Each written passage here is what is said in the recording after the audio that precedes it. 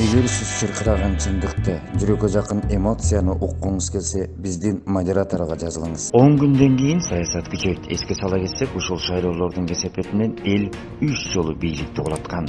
Чет өлкөнүн серепчилери шайлоо бүтөөрү менен киргизация пайда болоорун эскерип турат.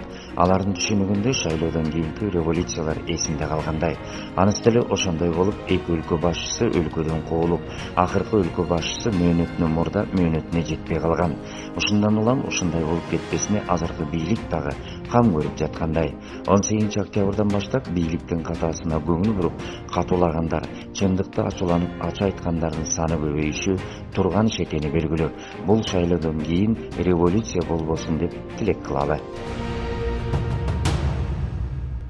Ликвидатор Самарбек Күчүков жемкорлук кылып жатабы? Атактуу Мирбек Асанаховдун табакташ жанында жүргөн жакыны Самарбек Күчүков өз билимдикке салып, мамлекеттик профсоюздук санатория курортторун жазалма түрдө кароосуз калтырып, менчиктештирүүгө даярдап жатат. Атайын профсоюздук санаторияларды талатып, тонотуп, ремонт жасамыш болуп, бузуп жатканы мындан 2 жыл мурун эле маалым болгон.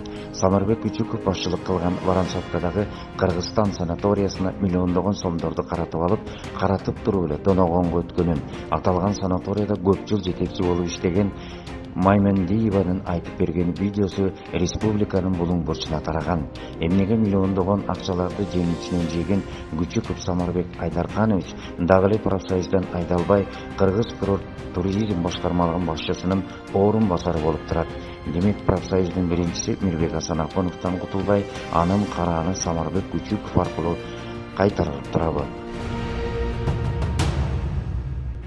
Дайынем атамды кыргап жүрөт. Дайынемдин айтуусу боюнча, ал кызынын өлүгү үчүн атамды күнөөлөп келет. Атам апамды атайын өлтүрүп койгондой көрөт.